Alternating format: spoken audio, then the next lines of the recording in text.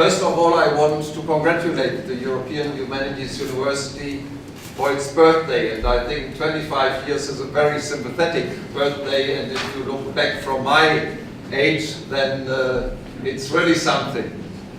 And I see here my friend Professor Kühnhardt. I think it was in 1994 when we visited Vilnius, and for the first time we came to the European Humanities University. It was a baby, 2 years old, and now it's grown up, and I wish you all the best, the European Humanities University. I would like to express my deep gratitude for being awarded an honorary doctorate by the Senate of the European Humanities University. It's a special distinction, and I am truly honored and very pleased by it. It fills me with pride to be tied even closer to European Humanities University by this declaration. For me, this degree does not only reflect our long-standing cooperation, but it is also a mandate for my commitment in the future. And dear Professor Minyankau, I thank you very much for your nice words, and you can be sure that I will commit it to the European Humanities University in the future as well, because you, as a President of the Senate, said so nice words, and I try at least to fulfill in the future what you said about me. So, ladies and gentlemen, this is not only a day when we look back, but we have to look into the future. We have to look into the future of the European Union, and we should be very proud that we are living now with Lithuania, Estonia and Latvia together in the European Union, which is a union of values. And when I was elected to the European Parliament for the first time in 1979, so it's in the last how do you say, it's not decade, not a century, it's even not 1,000 years ago, but in another millennium. In the millennium is the exact word, thank you so much. So in 1979, if somebody would have predicted, once you will be in Vilnius in 2070, and Lithuania is part of the community of values, and part of the European Union together with Estonia, with Latvia, together with Poland, with Slovakia, the Czech Republic, with Hungary and Slovenia, my answer would have been, this is a vision, it would be a nice reality if it should happen, but it's reality, and I think we should be very proud about this, because our values in the end prevailed, and we are living together. You are not alone anymore in Lithuania, we are a family in the European Union, and we should do everything that we remain a family in the future as well. So, ladies and gentlemen, I have been to the European Humanities University many times, and Professor Minyankau spoke about the Konrad Adenauer Foundation. But I came to this university already before I had a responsibility in the Konrad Adenauer Foundation. And I never forget, I think it was as President of the European Parliament, when I met in the other building, the old building. This is a fantastic house, and I think it was a monastery. So I hope that the spirit of the monastery is something for the future as well, for this distinguished university. And when I came as President of the European Parliament here, I think there were 300 or 400 young people in the aula, and I spoke to them, mostly from Belarus, and I said, I hope one day that your country will be free, will be a democratic country, because you believe in the same values as we do in the European Union. And our values are the dignity of the human being, democracy, freedom, legal order and peace. And we should never forget, this is unique in the world. We as European Union certainly not a paradise, but we are, as European Union, and Lithuania is part of it, the better part of the world, and we should defend it with all our possibilities. Ladies and gentlemen, coming now to the Konrad Adenauer Stiftung. The Konrad Adenauer Stiftung Foundation has supported EHU's approach for many years, in concrete terms by political advocacy, by ideas, joint events, projects and publications, and of course by scholarships for students of EHU.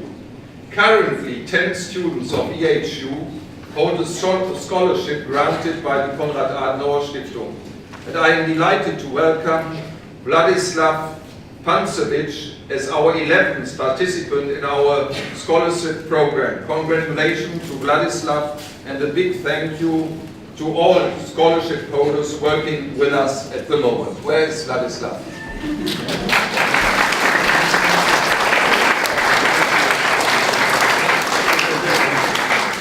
I was told I have a letter, but I should give it to him afterwards, so you don't get it now, because I don't have it at this moment. But congratulations, now everybody knows you, and you look so intelligent, you should continue with the speech. So, okay, so all the best, all the best. He is a modest person, he said I should go on. So, and I would like to use this opportunity to congratulate two of our employees for their 10th anniversary working for the Konrad Adenauer Stiftung.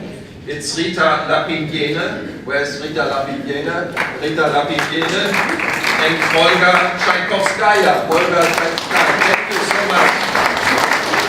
Without our employees in the Belarus office, the intensive cooperation with EHU and all our activities in Belarus would not be possible. We are aware of the fact that the scope of action of the civil society is and continues to be severely restricted in the face of the current situation in Belarus. Certain reforms and some progress can be observed in Belarus.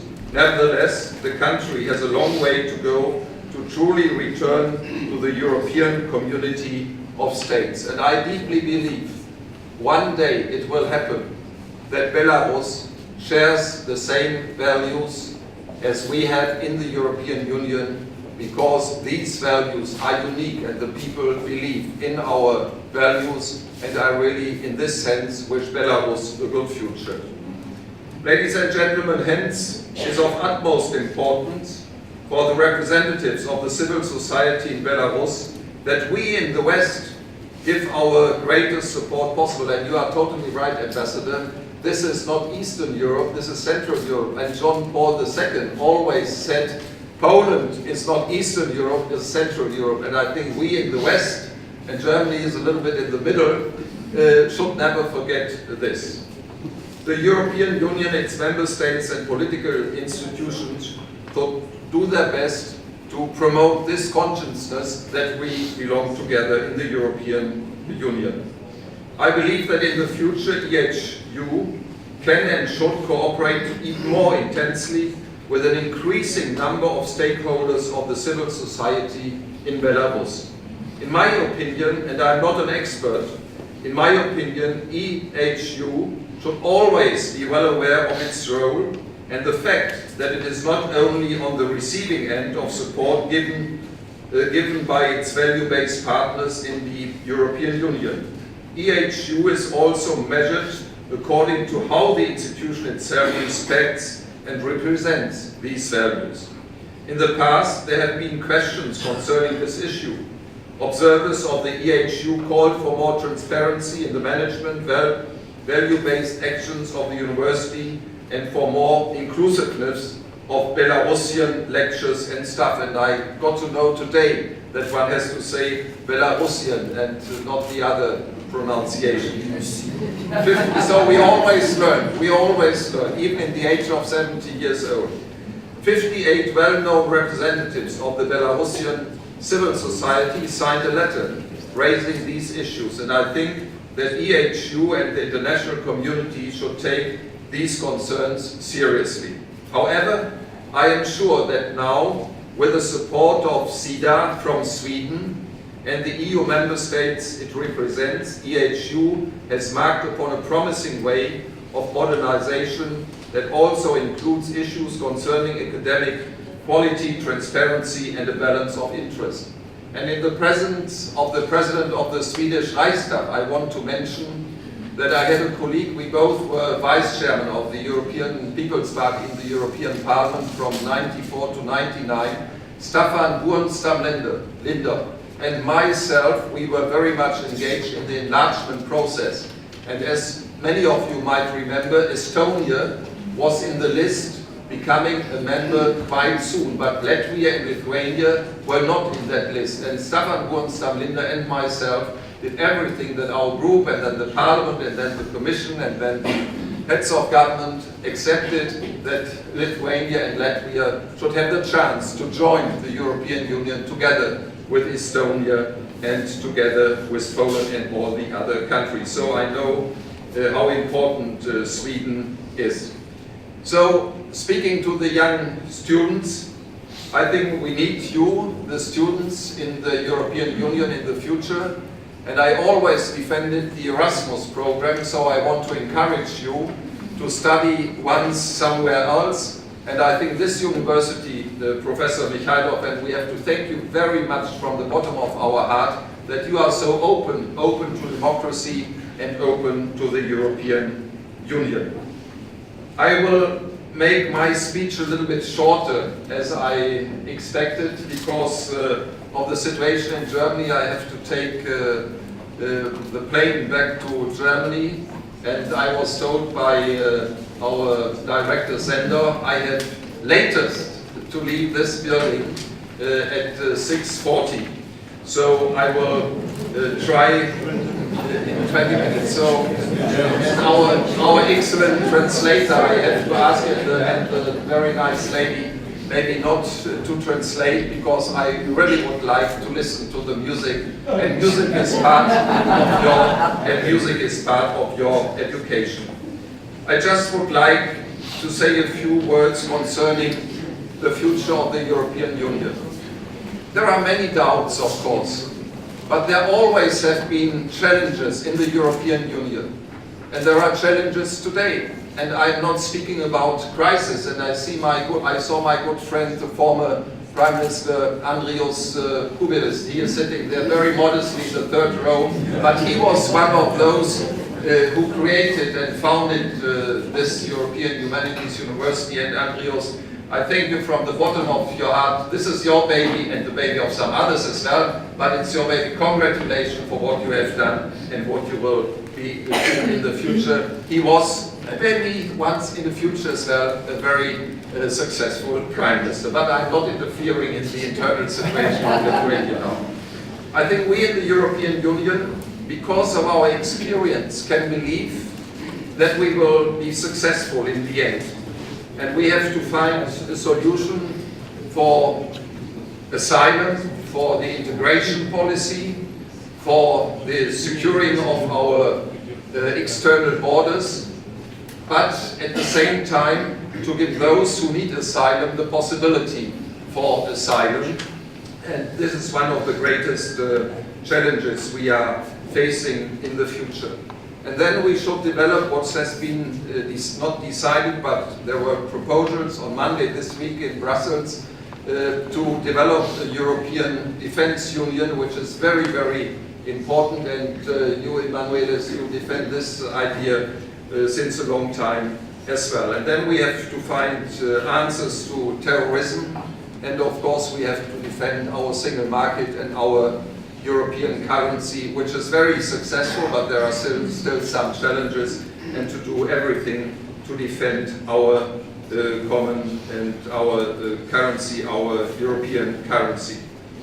And my last point is neighborhood.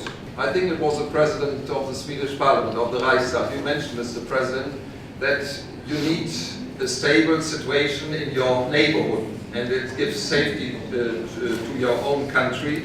And I think we have to think how we can promote stabilization. Let us think now about Ukraine or the countries southern to the Mediterranean. How we stabilize those countries. Of course, they have to do their own job, or they have to be responsible for themselves, but we can help them. And we should give them, the countries like Ukraine, a European perspective, although we know they cannot, at least for the foreseeable future, become member of the European Union. But they should be aware and have the consciousness that they are, in a way, part of our family. And so we have to find some instruments for, let's say, when we can bring them nearer to the European Union, we can speak about roaming, the reduction of the costs for our handies and so on. They, like Ukraine, and I think the Germans have some responsibility as far as energy union is concerned, so they should be part of that, and they should be part of the development of digitalization. And so we should think what we can do for Ukraine and other countries, for Moldavia, for Georgia, and for the Balkan countries, to bring them nearer to the European institutions, but not as an alternative to membership of the European Union, but as a step to the membership of the European Union, which will not be possible so much in the foreseeable future.